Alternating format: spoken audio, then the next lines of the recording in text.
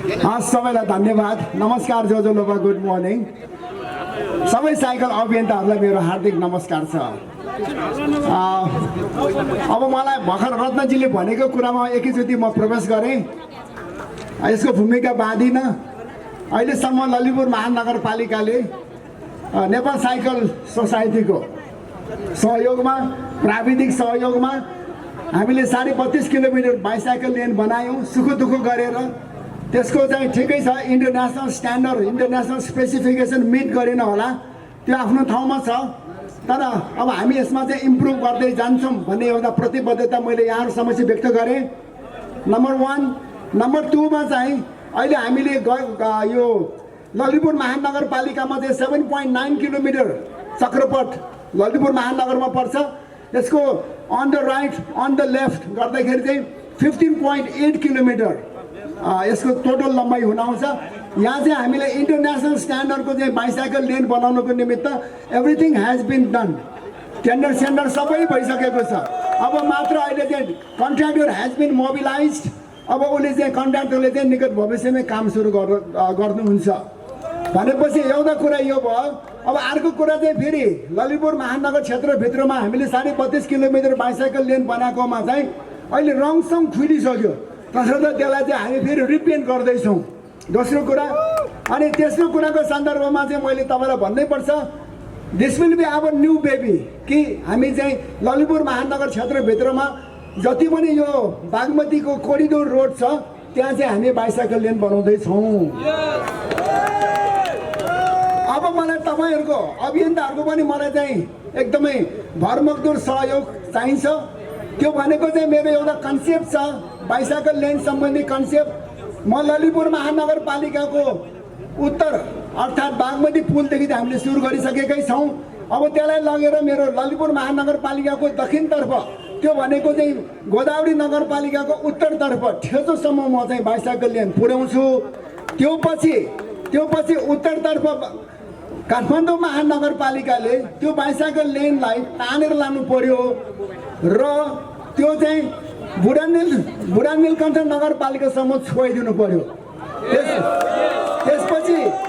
त्यसपछि बुढा नीलकण्ठ नगरपालिकाले चाहिँ त्यसलाई तानेर लगेर उत्तरतर्फको शिवपुरी डाँडासम्म पुर्याउनु पर्यो र त्यसपछि दक्षिणतर्फको कुराको सन्दर्भमा गोदावरी नगरपालिकाले पनि त्यसलाई तानेर लगेर चाहिँ बोटानिकल गार्डनसम्म पुर्याइदिनु पर्यो।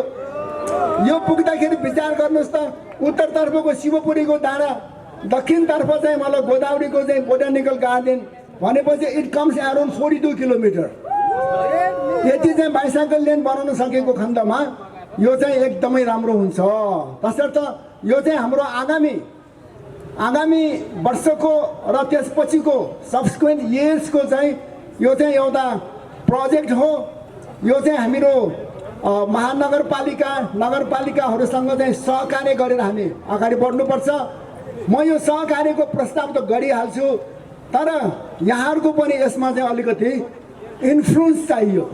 यहाँहरूले पनि यसमा चाहिँ जति सकिन्छ त्यति भर्खर मैले नाउँ लिएका नगरपालिका महानगरपालिकाहरूमा चाहिँ यहाँहरूले चाहिँ आफ्नो प्रभावकारिता एकदमै राम्रोसँग जमाइदिनु पर्यो, so that they can't refuse. बस यति कुरा मैले यहाँहरू समक्ष व्यक्त गरेँ। र यो पछिको अन्य विभिन्न किसिमको बाइसाइकल सम्बन्धी हामीले चाहिँ यो विभिन्न किसिमको गोष्ठी, ट्रेनिङ आदि इत्यादि जे गर्नुपर्छ त्यसको निमित्त वी आर अलवेज रेडी भन्ने कुरा मैले यहाँहरू समक्ष कुरा व्यक्त गरेँ। म अहिले आउनु चाहिँ ढिला भयो, हाम्रो नेवारहरूको त्यही त हो नि, सगुन लिँदै थाकिसकेँ। बस आजको सन्दर्भ पनि यही नै हो। तसर्थ मैले चाहिँ आयोजक मित्रहरूलाई म धेरै धेरै हार्दिक धन्यवाद ज्ञापन गरेँ। सबैलाई धन्यवाद। नमस्ते जोजोलप्पा। भएको छ उहाँलाई म आफ्नो मन्तव्यको लागि जोरदार तालिका साथ स्वागत गर्दछु। धन्यवाद। नमस्कार सबैजनामा। हामीले पनि पहिलेदेखि एजेन्डामा परिकल्पना गरेको चाहिँ देशमा चाहिँ सबैभन्दा धेरै चाहिँ हाम्रो इलेक्ट्रिक बसेस होस्, साइकल होस्, उकालो ओह्रालो छ, त्यही भएर पेडलका साथसाथै इलेक्ट्रिक साइकलहरू पनि प्रमोट गर्नुपर्छ भन्ने कुरा हो।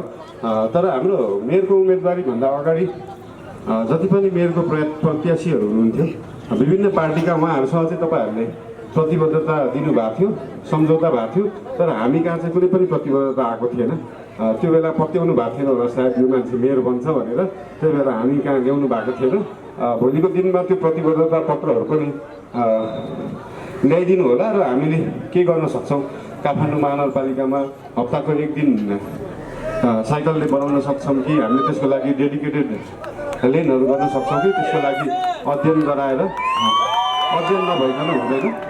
त्यसको लागि इन्जिनियरिङ अध्ययन हुनुपर्छ किनभने हाम्रो बुझाइ चाहिँ के हो भन्दाखेरि जुन बाटोमा गाडी हिँड्छ त्यही सँगसँगै साइकल हिँडाउन चाहिँ सेक्युरिटी इस्यु हुन्छ, मान्छेको एक्सिडेन्ट हुनसक्छ।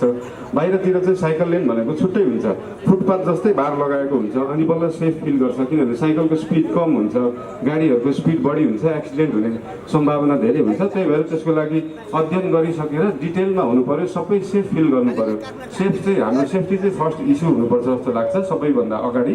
त्यो पछाडि साइकल भनेको त हाम्रो पेट्रोलियमको बचत पनि हो प्लस हेल्दी पनि हुन्छ। जस्तै प्रेसर र सुगरको सबभन्दा राम्रो औषधि नै साइकल हो, जगिङ हो। त्यस्तो कुराहरूलाई अगाडि बढाउनुपर्छ र यहाँहरूले जुन पहिलाका मेयर प्रत्याशी उम्मेदवारहरूलाई जुन प्रतिबद्धता दिनुभएको थियो त्यो हाम्रोमा पनि ल्याइदिनु होला। त्यसको अध्ययन गरेर हामीले के गर्न सक्छौँ त्यसमा अगाडि बढाउन। Thank you so much.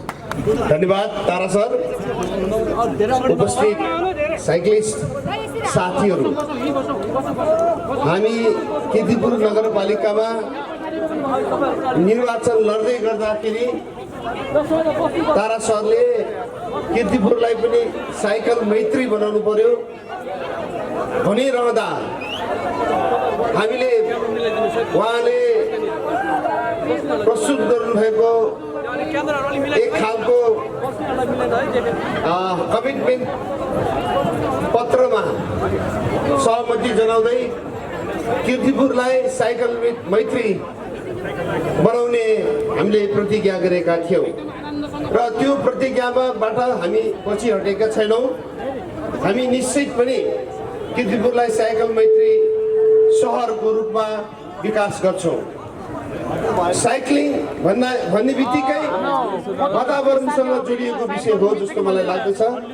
अहिले यो पेट्रोलियम प्रडक्ट अथवा पेट्रोलिङको युज गरेर जुन जति वाहनहरू सञ्चालन भइराखेको छ संसारभर, त्यसले संसारको टेम्परेचरलाई, ब्रह्माण्डको टेम्परेचरलाई बढाएको हामी सबैले महसुस गरेका छौँ।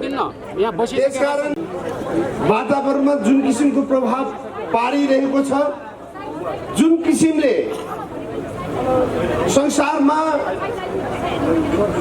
यो वातावरणको वृद्धिले, टेम्परेचरको वृद्धिले यो हिमाल, अन्टार्क्टिका जस्ता ठाउँमा हिउँ पग्लिएर समुद्री सतहलाई वृद्धि गरेको छ।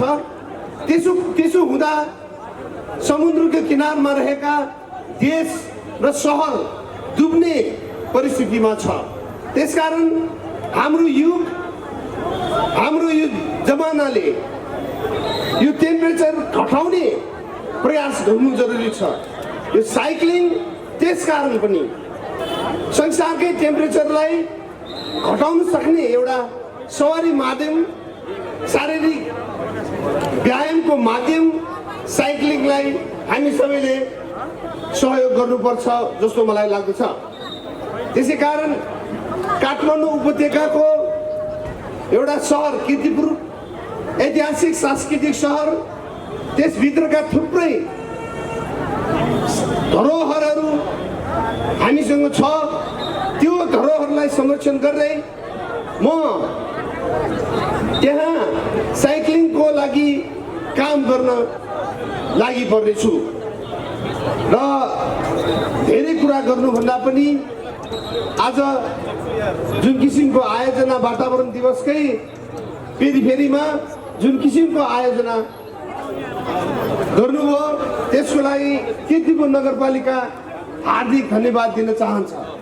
र कीर्तिपुर उपत्यकाको सहरहरूमा तुलनात्मक रूपमा वातावरणीय दृष्टिकोणले हेर्ने हो भने स्वच्छ र कम प्रदूषित भएको सहरमा गनिन्छ। त्यसकारण मलाई लाग्छ त्यो कम प्रदूषित सहरलाई अझ कम प्रदूषण मुक्त गराउनको लागि साइक्लिङले महत्त्वपूर्ण भूमिका खेल्न सक्छ जस्तो मलाई लाग्दछ। र अब विषय एउटै हो, कीर्तिपुरमा साइक्लिङलाई कसरी व्यवस्थापन गर्ने भन्ने विषय हो।